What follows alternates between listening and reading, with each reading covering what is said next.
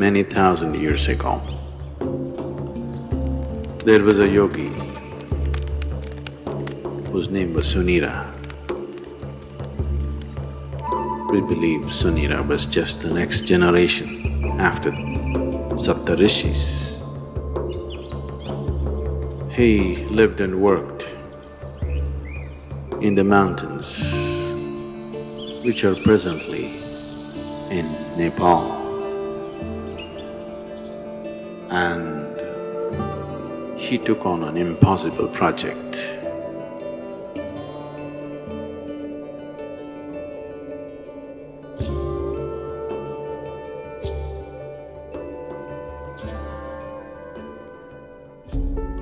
Sunira saw that human consciousness could be evolved if you produce a perfect human being who could render this to all sorts of people.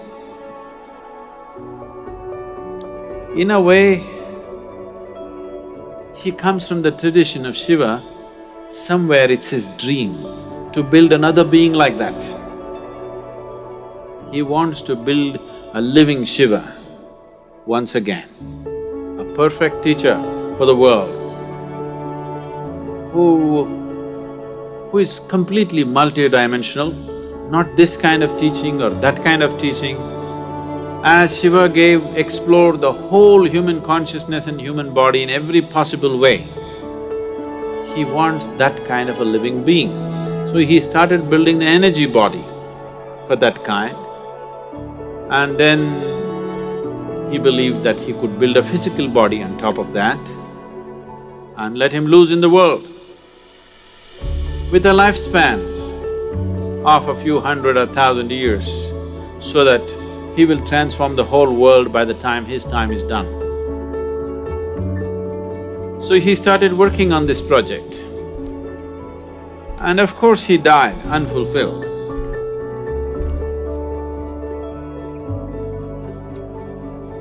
So here and there, down these 40,000 years, many ambitious yogis picked up the same project that Sunira had left and tried to reconstruct this energy body of a perfect teacher who can transform human consciousness.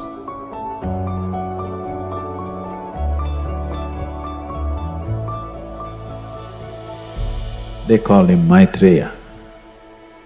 Maitreya means a friend, a true friend to the humanity, to come and change humanity, the world teacher.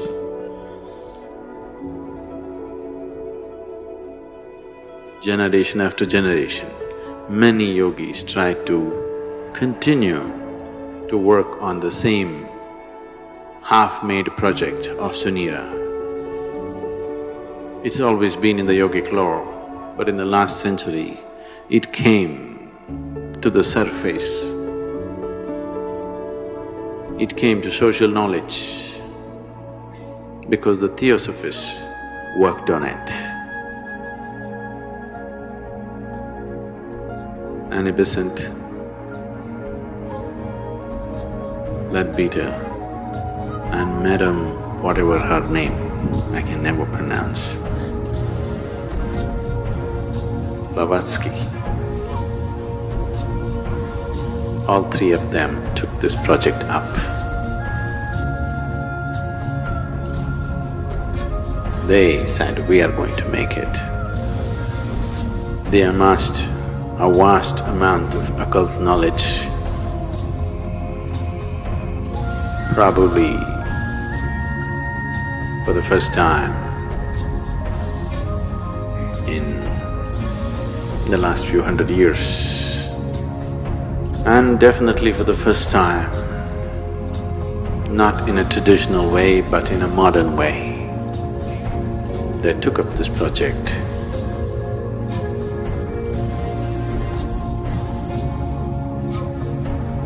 And they tried to locate this being, this unfinished project. They want to take it up and complete it. Some work was done. They had the knowledge, but they did not have the capability. They acquired much information, but they could not acquire the necessary means to do anything like that. Twice they made serious effort to simply declare that they have completed the project, the perfect being has come. But it did not work.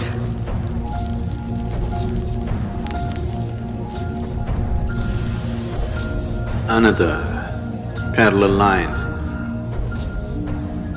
was also being drawn for the last couple of millenniums, where another set of yogis who were aware of this sunira's glorious but quite impossible project, they started working upon a similar force to create a similar possibility,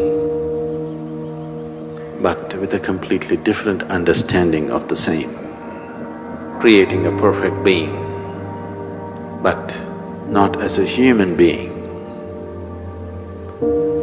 not in human form, because putting it into a human being as such a possibility, human system has all the capabilities, but still it doesn't have the necessary integrity of boundary to hold it. There are previous experiences of creating or attempting to create Dhyanlingas in many places. Any number of projects have started in the last 2000, 3000 years and they've been abandoned halfway because of some problem or the other. In Bhojpur, they attempted a Dhyanlinga about 1,000 years ago, little more than 1,000 years ago. This was supported by a local king, so it was hugely funded and they built a magnificent temple which is half done and the rest of the plans they drew it on the stone, because there were no drawing boards. They flattened up a rock and they made an elaborate plan of the temple in all detail, the architectural thing on the stone. They had a grand plan, a beautiful setting and everything. But half completed, it stopped because of certain things. The lingam itself, they worked on it for more than 3 years. They had 14 people working on it, one yogi who started this whole process. But this yogi worked for over 2 years and produced these 14 people, 7 men and 7 women, of enormous or extraordinary accomplishment, and they started working. They created this lingam almost 95% done. But at that time an invasion happened.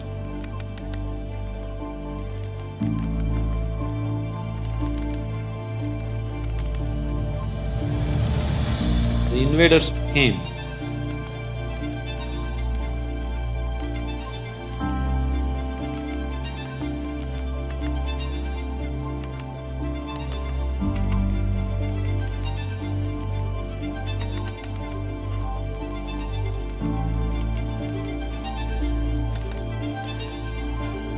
Found these people in certain states which whatever looked freakish for them, and they attacked.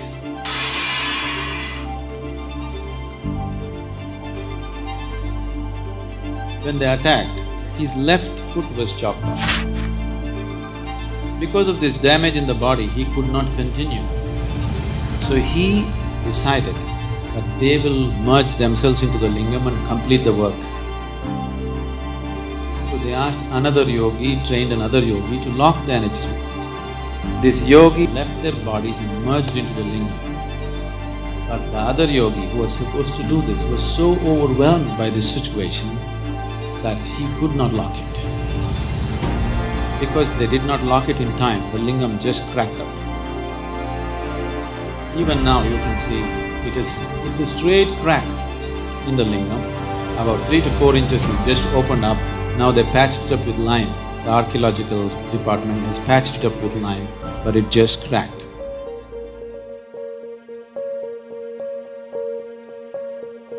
Building such structures has been the want of many yogis because creating tools for enlightenment, not just as teachings, not just as practices that one can do, but living tools that people can walk through, living tools by which people can be impacted towards that process, has always been the great desire of the yogis. One of them who had such a desire fixed me up for the job.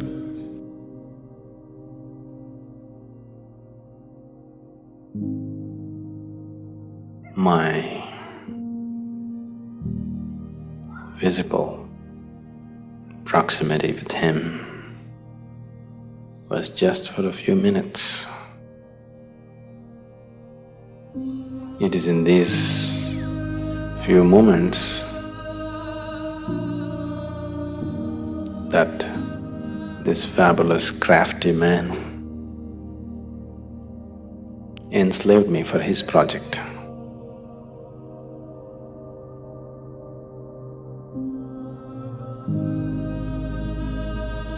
Everything that I did was around it because it was my Guru's dream and it was his vision that the Dhyanlinga has to be established.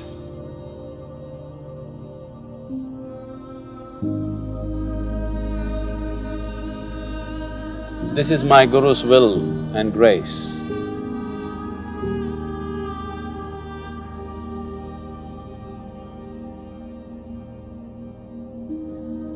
I must tell you something about the madness from where I come. After 2 lifetimes of heartbreaking sadhana, very intense, very truly heartbreaking sadhana. These 2 lifetimes, I was referred to by people as Shiva Yogi. And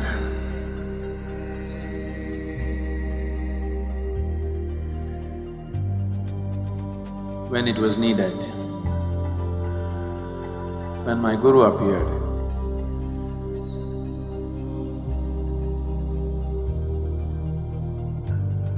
and when he felt he did not feel fit to touch me, he touched me with his stick. And everything that needs to be realized was realized.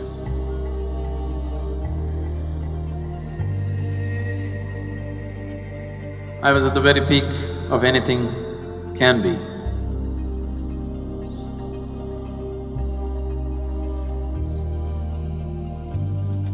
So, that being was referred to as Shiva Yogi, trying to fulfill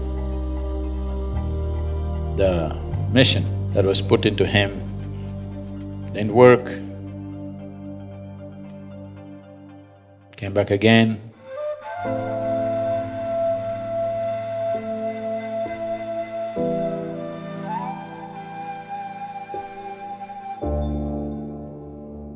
I said Guru Sri Brahma, tried very hard, almost successful, but couldn't fix the goodwill in the society because the intensity of who he is could not be understood in the social circumstances.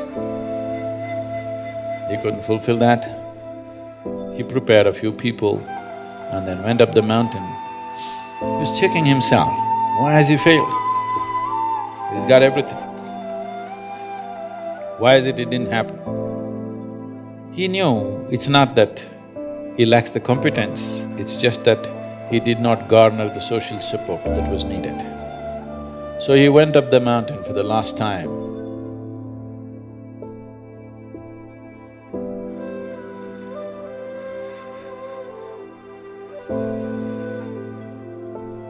Before going up, he announced here at the foothills a few of his disciples gathered. They said, "What now?" He said, "Even Tirpi Varwan, that means this one will be back again." And he went up the mountain for the last time.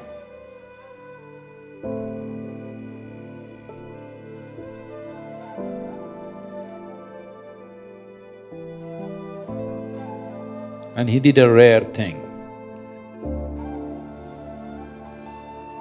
He left his body through all his 7 chakras at the same time. He's just checking himself. He knows it's not so, but still the first blame should be on you when something doesn't work. So he's checking in case I'm not good or I'm not good enough. So he left his body through all his 7 chakras. This phenomenal energy, this very distinct energy which is nowhere else, you can experience on the 7th hill.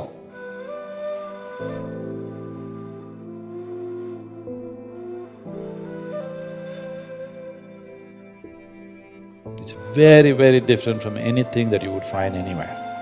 It's distinctly different. So with that done, he knew what is the problem is you didn't handle the circumstance properly.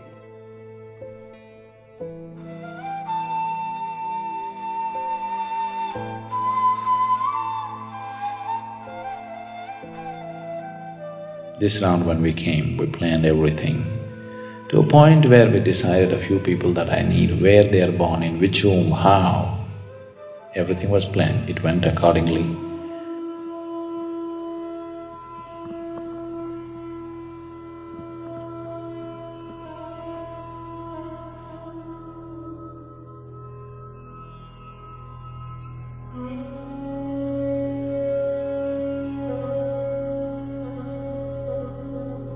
For people needed for the consecration, I placed them in the right kind of places so that everything comes together at the right time. In spite of that, took it 18 years of preparation in this life to put it together, to put the people together, to remind them of their past, to get them there. Now, this is too fairy tale-ish for you, but this is something that's a living reality for us.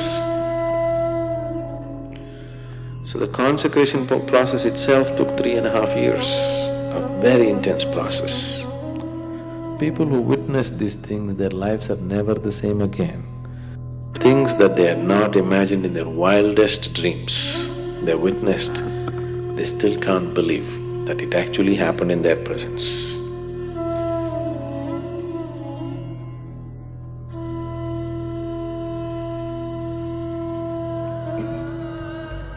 Yogi Sunira, he worked through his lifetime, and towards the end of his life, when this dream of creating a perfect being remained unfulfilled, Yogi Sunira made a prophecy that long time from now, long time from now, this work that I have started will find fulfillment and reverberate, not here, but in the green hills of the south. Our hills are green. We are in the south. So whatever Sunira's prophecy has come true, but not the way he thought it would.